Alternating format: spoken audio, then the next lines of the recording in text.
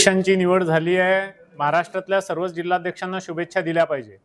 मात्र संघटन सृजनच्या नावाखाली या ठिकाणी महाराष्ट्रातल्या ज्या नेत्यांना शीर्ष नेतृत्वाने संघटन सृजनची जबाबदारी दिली होती त्या नेत्यांनी या ठिकाणी संघटन सृजनच्या ठिकाणी संघटन विसर्जन करण्याची कृती केली आहे असा माझा स्पष्ट आरोप आहे।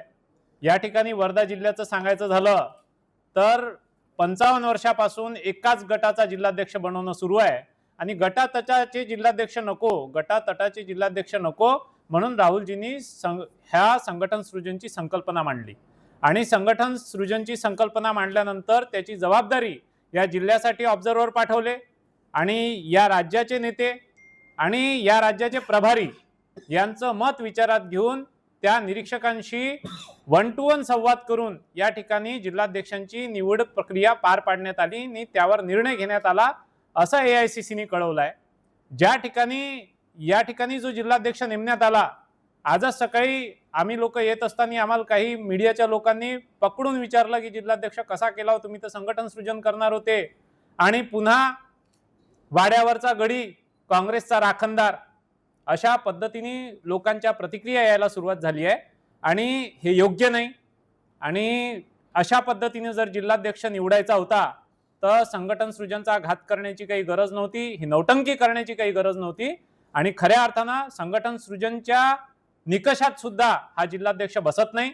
अशा पद्धतीने चुकीच्या पद्धतीने या जिल्हाध्यक्षाची लॉबिंग करून निवड करण्यात आली आहे आणि ही बाब शीर्ष नेतृत्वाच्या लक्षात आणून देण्यासाठी मी दिल्लीला जाणार आहे।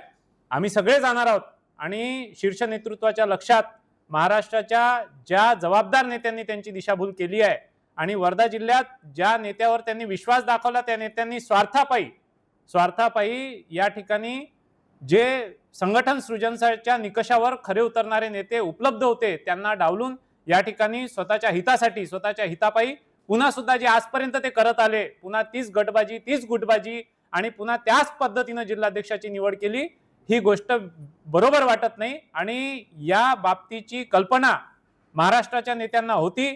ते लोक या ठिकाणी जे लोक सातत्याने या गोष्टीचा पाठपुरावा करत होते आणि सांगत होते की असं घडू देऊ नका, विनंत्या करत होते, त्यांना वेळ सुद्धा महाराष्ट्रातल्या नेत्यांनी दिला नाही आणि ज्यांना महाराष्ट्राची जबाबदारी दिली होती त्याही नेत्यांनी या लोकांना वेळ दिला नाही आणि ही बाब गंभीर स्वरूपाची आहे। गंभीर स्वरूपाचे आक्षेप याआधी त्यांच्या जिल्हाध्यक्षावर कधी त्यांनी काँग्रेस कमिटीची जागा गडप केली, तर कधी त्यांनी एबी फॉर्मचा घोळ घातला, तर कधी लोकसभेची खासदारकीची जागा सोडून दिली। अशा पद्धतीचे कृत्य करणाऱ्या नेत्याला पुन्हा जिल्हाध्यक्ष पदाची जबाबदारी त्यांच्या मतांनी देण्यात आली, ही बाब सर्वार्थानं चूक आहे।